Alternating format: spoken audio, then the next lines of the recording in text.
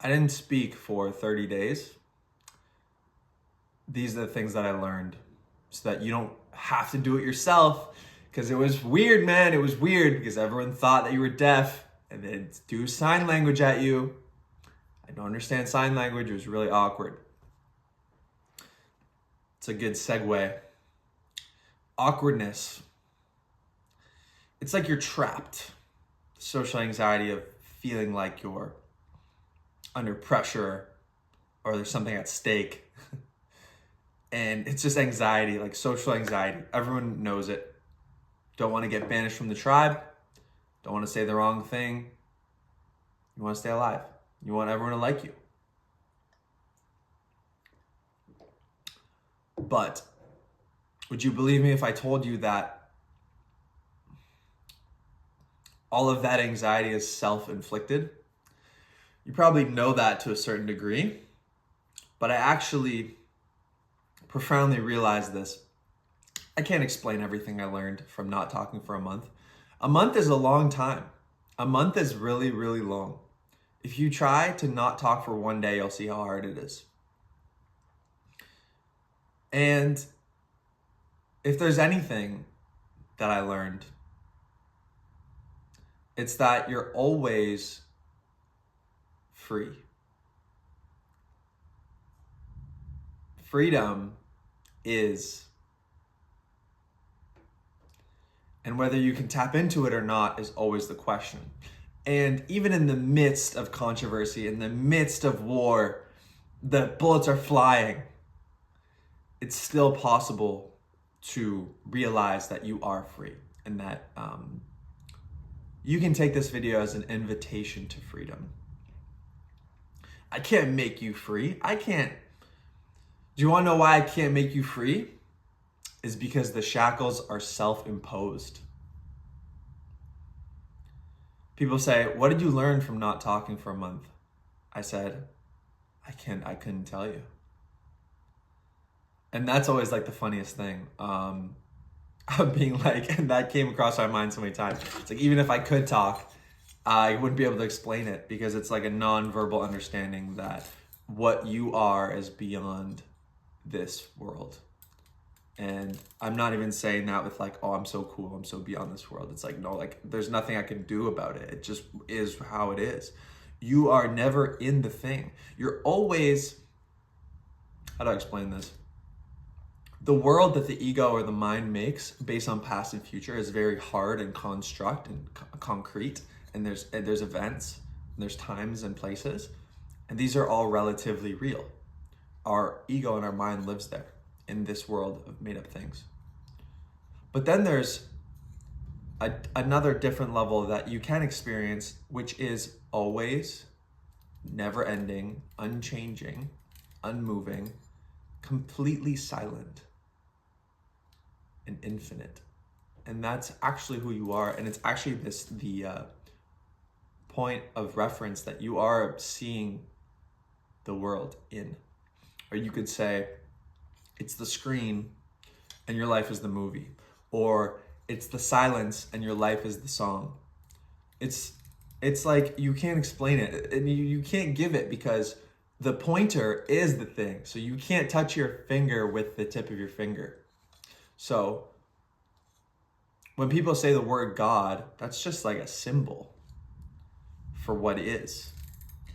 And that's the profound thing that I, like when I say like I got it, I actually got it in terms of people who do like vows of silence, where it's like, oh shit.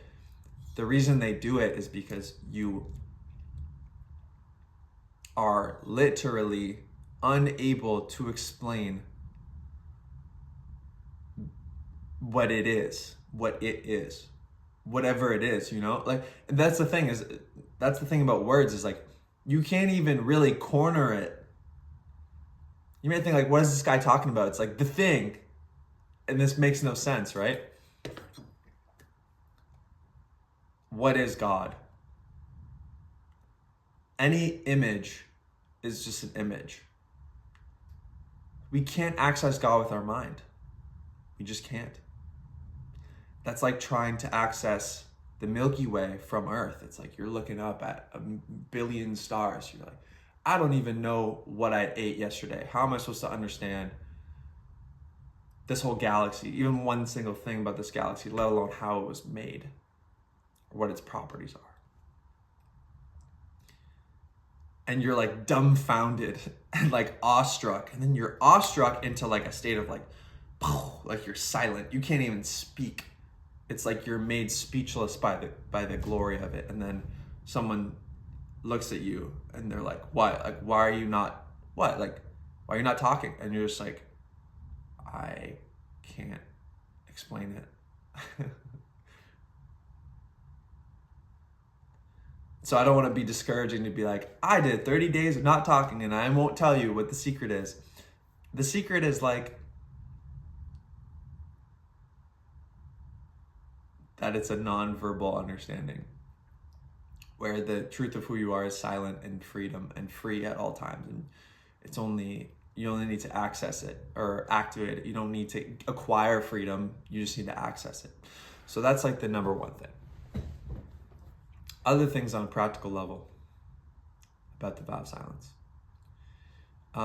You don't need to plan what you're gonna say. This is a really fun, cool thing that you can try. Usually a lot of our anxiety comes from like, oh, what am I gonna say? But the cool thing is you actually get better at talking if you don't plan what you're gonna say. Because you sink into or you lean into the silence. If you lean into the silence, then your speaking will be spontaneous and effortless. And the only thing that'll make this awkward, the awkward silence awkward is if you are stuck in your head trying to figure out what to say, and then it goes on for too long. But if it's like our natural proclivity, like if it's quiet, you just talk about something, but you can only block yourself. Another thing is you don't need to interject every time you feel like your opinion is being like trampled on or like your position. Because we always have like our positions on things. And the amount of times I was in that month where I was like, man, I really wish I could say this. It would clear everything up. And then 30 seconds later, I'm like, I'm so happy I can't say anything because I would have been dead wrong. That's a huge thing. Like sometimes not interjecting. We all have this we have this universal like need to be included and interject and like have our opinion heard. But sometimes that's the worst thing we can do. Sometimes it's like, it's very humbling to know that the world will go on without you. Like, even if you feel like I could never do even one day of not talking, all these people need me. You'd be surprised. It's a very humbling experience. It's like the ultimate humbling. It's like you never get what you want, and no one ever hears your opinion, and no one wants to hang out with you because you can't talk. But believe it or not, I had some phenomenal conversations in that month. Because it turns out a lot of people just want to be heard. And you can show that you're really, really listening. And trust me, there's no one who is actually really listening more than someone who can't talk. They're dead, locked into listening. And this is just a good life takeaway, is if you truly listen, the response will come naturally.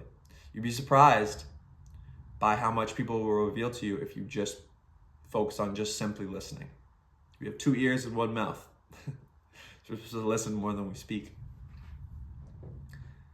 And I found that my social anxiety since has like basically disappeared. If you know me personally, you know that I'm not like a socially anxious person. And you kind of just let it fly because you know that at the end of the day, it's gonna come and go. Okay, last story. I think it's really funny that I want to share before I wrap this video up. And it hurt, man. This is like, I'm at a house party, right? Because I didn't chill in my house the whole 30 days. Like, I still want to socialize, even though I can't talk. So I go to like the bars, I go to like freaking the house party, whatever. People who I kind of know or they don't know me that well, but I kind of know them. And they kind of know me mutually, but they don't know what the fuck I'm doing. They just think I'm really weird. I'm standing by the kitchen or whatever. I'm standing by myself, doing nothing, by the way. Because during this month, this is also worth noting, I gave up social media, playing video games, PMO.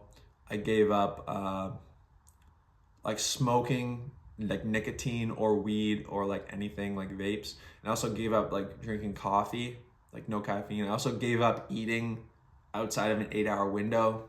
What else? I gave up like dating apps or whatever.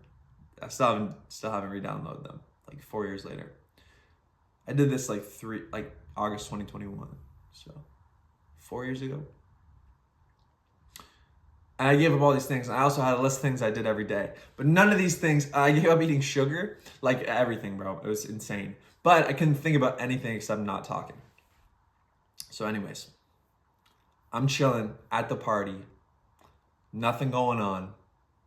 No one wants to talk to me because I can't talk to them. So they would just be talking to a dude who's not talking. So no one wants to hang out. But that's cool because this is on me. I'm sitting in the kitchen by myself, not on my phone or anything. I'm just like sitting.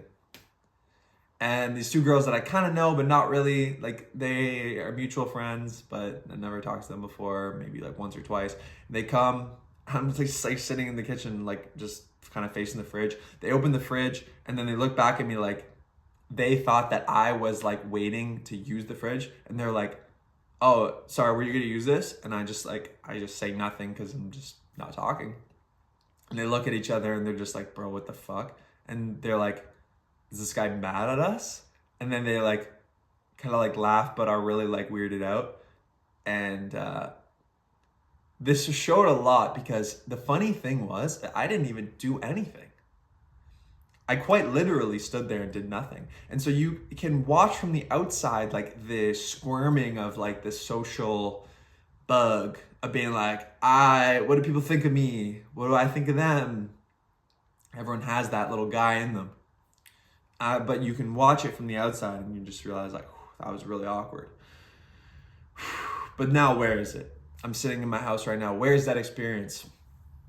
It's gone. It's gone. This is the invitation to freedom. Any experience, future or past, that you have had or will have is gone. It's only how you see it. If you ask God, allow me to see it differently, it will disappear. And that's the takeaway. This is an invitation to freedom. I wish you the best. Remember, 2 ears, 1 mouth.